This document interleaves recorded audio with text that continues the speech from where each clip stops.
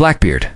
His name only evokes chaos, gunpowder, and the image of a pirate wrapped in smoke, as if he were a villain out of a movie. But Edward Teach, or Thatch, was more than a thief of the sea. He became a legend. And like any legend, it ended up transforming into popular culture, memes included. From the Caribbean seas to the kingdom of TikTok. Blackbeard continues to scare, fascinate, and sometimes make people laugh. Here we will explore who Blackbeard really was, how he built his reputation, how he died, and why today he continues to appear in viral videos, stickers, memes, and jokes that have nothing to do with the approaches of the 18th century, but with the modern way of taming our historical monsters. To understand the man behind the myth, you have to travel to the 18th century, a world dominated by empires at war, transatlantic trade, and piracy that flourished in areas where European crowns did not have enough control. Edward Teach, a name as common in his time as Juan Perez, today was probably born in Bristol, England. Historical sources do not coincide on its exact date, but place it in the last years of the 17th century. Although not much is known about his early years, it is believed that he was a sailor of privateer ships before being a pirate. A man who knew the routes, ports, and the logic of commerce.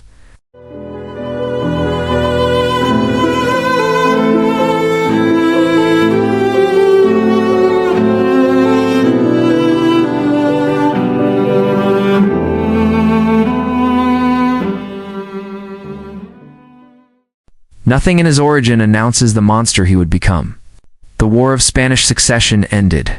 Thousands of sailors were left without work, and legal opportunities were reduced. That's where the perfect space for piracy is born. Participant of the War of the Queen Anne, who after it would settle on the Bahamian island of Nueva Providencia, base of operations of Captain Benjamin Hornigold, pirate under whom Teach would begin his criminal activities around 1716. Hornigold would put him in command of a ship that he had captured. After this, both would be involved in numerous acts of piracy.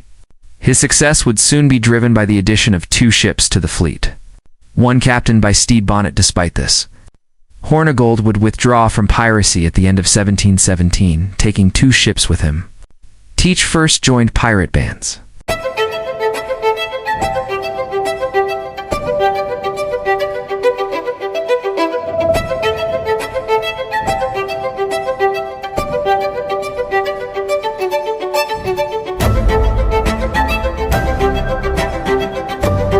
Blackbeard knew that terror was a psychological tool. His black beard, long, thick, braided, and tied with ribbons, was not an aesthetic whim. It was a visual design. He inserted lit rope wicks into his hat and left them humming around his face. Imagine it, a huge man, wrapped in smoke, floating beard, eyes illuminated by the flame. And it wasn't just a theater for his enemies. It was a way to control his own crew.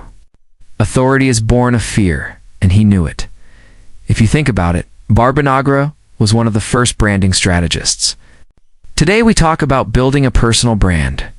Teach did it 2 centuries earlier. His image was a living logo today. That same look is a source of memes, Chuska's illustrations, cartoons on social networks, and even ridiculous TikTok filters where a user appears with digital smoke simulating Blackbeard's wicks.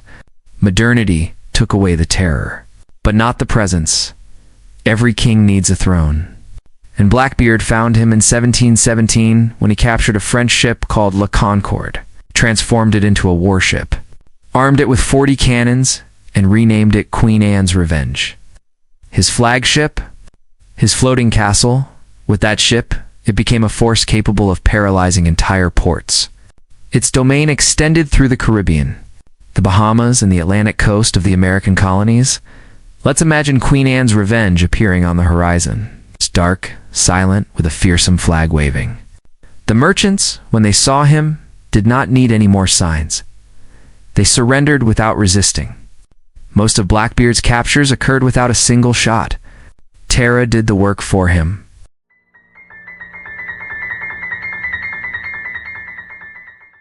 But even a legendary ship can sink. In 1718, the Queen Anne's Revenge ran aground at Beaufort Inlet. It is said that, accidentally, some believe that he intentionally sank it to get rid of crew members who no longer served him. Today, the remains of the ship have been recovered and are part of museums. TikTok is full of videos of the epic ship of Blackbeard accompanied by dramatic music. And, sometimes, comments like "Here began the true story of the most evil pirate." According to my cousin, the one who exaggerates everything, Blackbeard's greatest demonstration of power occurred in May 1718. He blocked the port of Charleston, South Carolina, for a week. He hijacked ships, took hostages, and negotiated with the governor. But he didn't ask for gold. He didn't ask for weapons. He asked for medicine. Yes, medicines. That shows something important. Blackbeard was not a bloodthirsty madman with no plan. His crew had diseases, and he wanted to ensure their survival. Today, that episode is the subject of a common meme on networks. Images of Blackbeard with ironic texts like blocking a port just to ask for medicines. Priorities? People. Although it sounds funny, what he achieved was an absolute humiliation for the colony. A pirate controlled their port without the Navy being able to prevent it. He learned fast. He had physical presence, talent for navigation, and a theatrical instinct that distinguished him. He wasn't just a pirate. He understood that reputation was a weapon that was worth more than 100 cannons. Thus began the transformation into Blackbeard.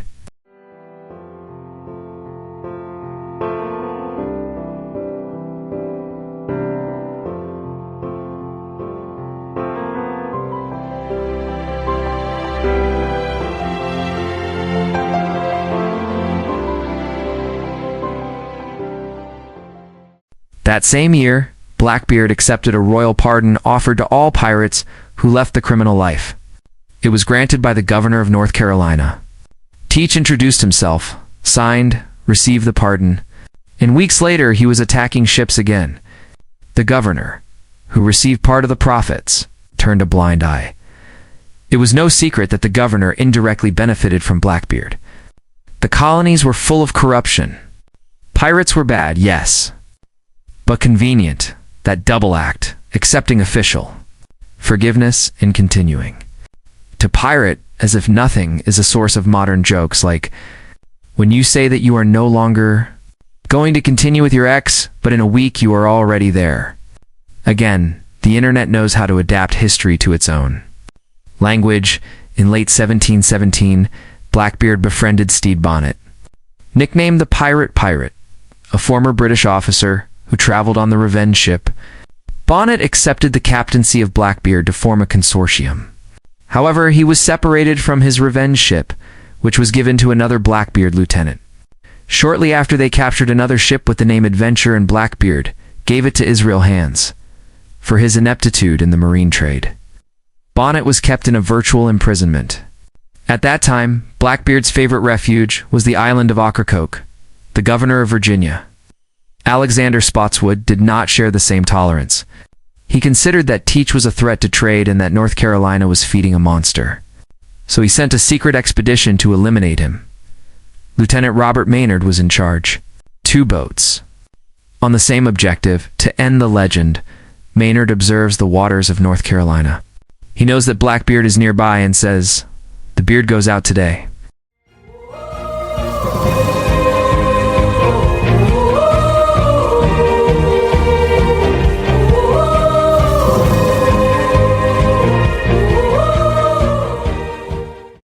November 21st, 1718.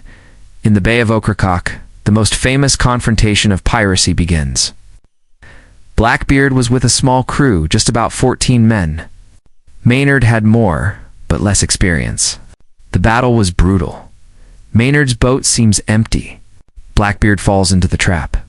When boarding, Maynard's soldiers leave the lower deck and a hand-to-hand combat occurs. The fight between Teach and Maynard was fierce. Reports indicate that Blackbeard was shot 5 and about 20 stab wounds before falling. And even so, he kept fighting. Finally, a shot and a cut put an end to it. Maynard ordered 2 beheaded. The head was hung on the mast as a warning. The body, according to legend, swam 3 laps around the boat before sinking. Yes, this fact has generated inevitable memes. Phrases like, "me after they tell me that I already feel." When you refuse to fall even though you are already dead inside. The internet doesn't even forgive the dead. Blackbeard's death was the beginning of his immortality. Over time, he went from a violent pirate to a romantic figure. His image was transformed. In novels, cartoons, video games, movies, and now in memes, Blackbeard appears as an archetype, the total pirate. His smoking beard became an aesthetic icon. His death, material for jokes. His life, the subject of fast-narrated videos with epic music in the background. Culture decides what to do with its monsters. Blackbeard did not survive bullets, but he did survive ideas.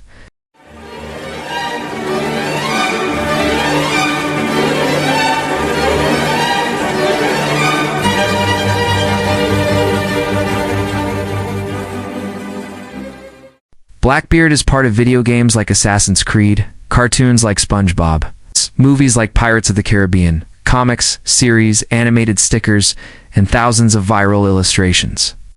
On TikTok, his figure appears in humorous videos.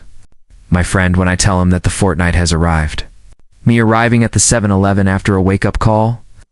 And the inevitable Blackbeard meme with lit wicks, accompanied by text type. When you leave your house on Monday and you're already burned inside, his transformation is total. From villain to funny icon without losing his epic aura. Despite his reputation, Blackbeard is not remembered for killing indiscriminately. Most of the stories agree that he avoided excessive violence. His strength was in the fear he inspired, not in the blood he shed. He was a calculating leader, a renowned strategist, and an expert navigator. What is real? He blocked Charleston. It had one of the most imposing pirate ships. He used lit wicks to intimidate. He died fighting fiercely. His head ended up in a mast as a trophy. Internet turned parts of this into jokes. But the story has a solid foundation.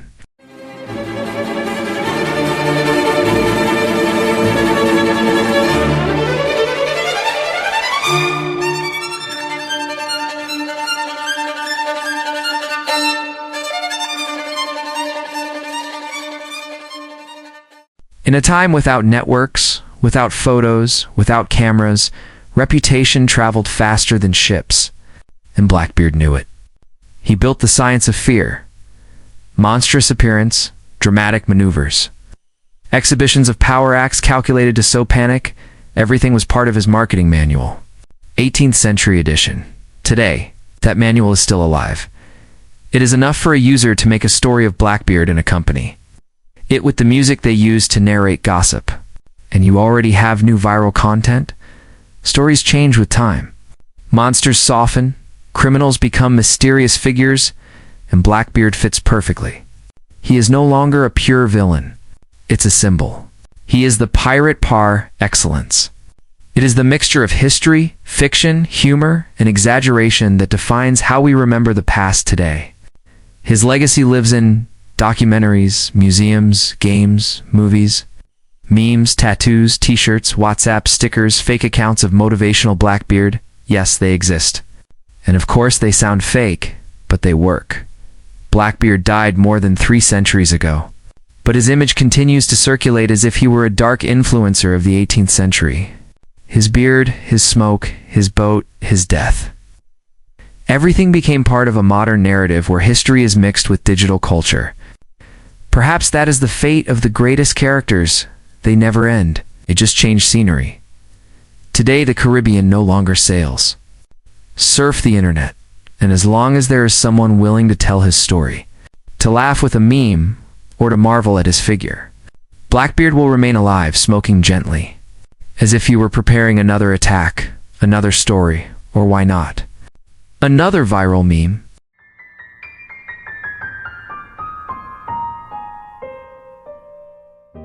If you want to know more books like this, subscribe to the channel, activate notifications, and like.